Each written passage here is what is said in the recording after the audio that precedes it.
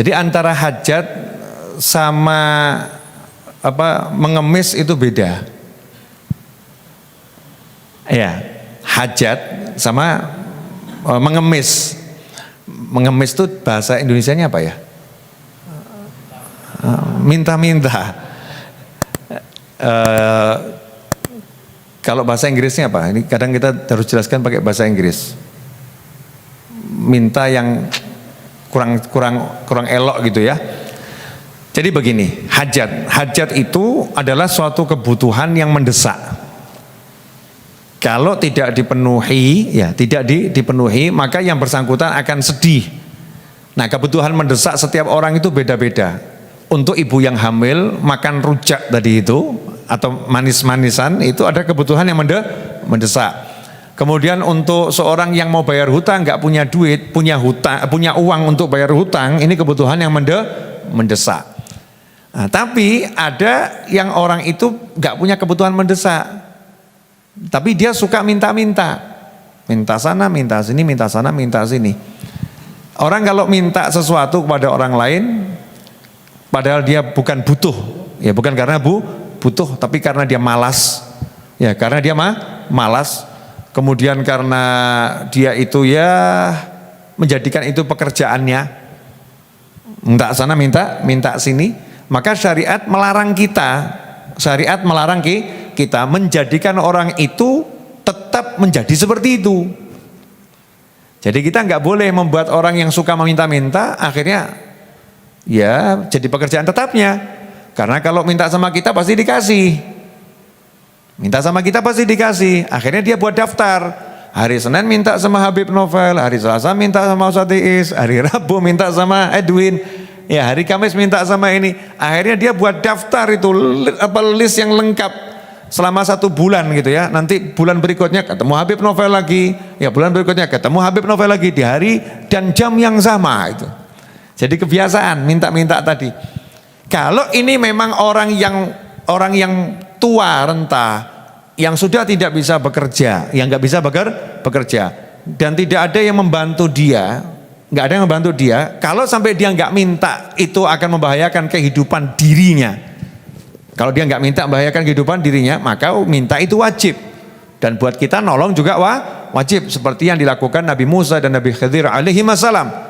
Beliau berdua sampai keliling di satu desa, satu rumah diketok, rumah yang lain diketok, minta makan, ya minta makan. Artinya minta itu bukan kemudian tercela, enggak. Kalau emang butuh betul ya bisa jadi wajib. Orang udah tahu kalau nanti dia enggak operasi dia bisa mati, bisa meninggal dunia, nyawanya bisa melayang, bisa hilang. Dia kemudian karena malu meminta, dia lebih baik aku mati daripada minta tolong sama saudariku. Enggak boleh itu ego. Dia harus minta tolong. Ya dia harus minta tolong. Itu enggak tercela, itu mempertahankan nyawa. Tapi kalau minta-minta ini jadi kebiasaan, bukan karena kebutuhan, kebiasaan, itu tercela, enggak boleh.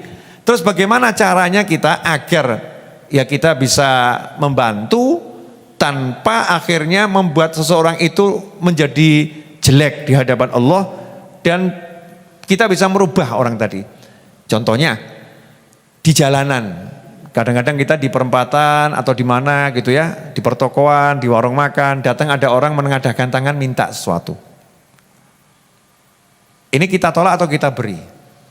Maka jawaban yang terbaik yang pernah saya dapatkan adalah tanya sama hatimu. Kalau hatimu itu ketika dia menengadahkan tangan, hatimu jadi lembut, beri dia. Itu berarti dia butuh betul. Tapi ketika dia menengadahkan tangan kok hatimu jadi keras, jadi sebel, jadi nggak enak gitu ya hatimu, berarti memang orang ini pekerjaannya minta, nggak usah dikasih. Tapi nolaknya juga harus pakai ilmu. Jangan ditolak keras-keras ya. Ditolak dengan yang lemah lembut. Nah, kemudian kalau ada orang yang nggak keliling minta-minta di jalanan, tapi memang datang ke rumah kita, main ke rumah kita kemudian minta gitu. Gimana caranya kita menolak? Ya gimana caranya kita menolak? Satu, kalau udah tahu itu kebiasaannya, bisa jadi tidak ditemuin. Buat sejuta alasan agar tidak menemui dia, sampai dia kapok datang ke rumah kita. Ya itu bisa jadi seperti itu. Yang kedua, temuin. Ya katakan dengan santun dan tegas. Ya, santun dan tegas. Mohon maaf, kali ini saya belum bisa bantu. Ya mungkin lain waktu. Lain waktu datang, mohon maaf, kali ini belum bisa bantu. Mungkin lain waktu. Sambil kita lihat, ya sambil kita lihat, sebetulnya ini dia butuh bener enggak ini? Kita selidikin, kalau dia butuh benar, kita bantu dia lewat tangan orang lain tanpa sepengetahuannya. Tiba-tiba masalahnya selesai, sehingga dia tidak menjadikan orang sebagai gantungannya. Kalau dia punya nomor rekening, tiba-tiba klunding, ya surprise, terkejut dia. Siapa ini fa'il khair yang nolong saya? Kalau betul-betul tetap kita selesaikan masalahnya, tapi jangan kita langsung. Karena kalau kita langsung itu bisa kadang justru tadi itu menimbulkan ketergantungan nggak baik. Kemudian yang berikutnya, jangan biasa menolong seseorang secara berterus-terusan yang dijadikan kebiasaan oleh orang itu. Ya oleh orang itu, tapi langsung kita yang kasih. Kalau orang udah jadi biasa tadi ya. Karena tarkul adah adawah. Meninggalkan kebiasaan menjadikan permusuhan. Kalau biasanya kamu beri, suatu hari kamu menolak dia, dia akan musuhin kamu. Makanya orang-orang dulu menggunakan siasat dalam sodakoh. Sedekah rahasia itu kan katanya lebih utama daripada sedekahnya langsung nyata. Di antara keutamaannya adalah yaitu kalau yang diberi itu nggak tahu siapa yang memberi kan nggak bisa bergantung toh ya. Nggak bisa menjadikan seorang jadikan gantungan karena yang ngasih siapa nggak ngerti. Itu di antara manfaatnya sedekah rahasia. Maka kalau kita tahu ada orang ini butuh, satu kali kita bantu. Berikutnya dia minta tolong lagi, kita lihat. Ini kira-kira betul-betul butuh enggak? Kalau betul-betul butuh, tolak. Betul-betul butuh, tolak. Mohon maaf, kali ini saya nggak bisa bantu antum. Tolak. Tolak ke dia, tapi selesaikan masalahnya. Panggil Ustadz, ya, sedikin orang itu butuhnya apa? Oh, butuhnya begini-begini. Oke, selesaikan lewat tangannya orang lain. Udah, kamu cek punya nomor rekening nggak dia? Kalau punya, transfer pakai rekening yang nggak dikenal. Udah, selesai masalahnya. Artinya tetap terselesaikan masalahnya tanpa dia akhirnya menjadikan orang lain gantungan, dia hanya akan bergantung sama Allah Subhanahu wa taala. Nah, atau kalau memang itu kerabat, dia bisa bekerja tapi nggak punya modal, ya modalin. Kalau dia nggak bisa mengelola modal, ya jadikan karyawan. Ya jadikan karyawan. Jadikan pekerja di rumah kita, entah ngapain. Sehingga dia tidak bermalas-malasan. Insya Allah itu jawaban yang global. Pertanyaannya ringan, jawabannya berat, panjang dan lebar. Itu satu buku sendiri. Jadi ilmu mewujudkan hajat orang ini kadang kita harus tahu mana yang layak diwujudkan, mana yang layak dibantu.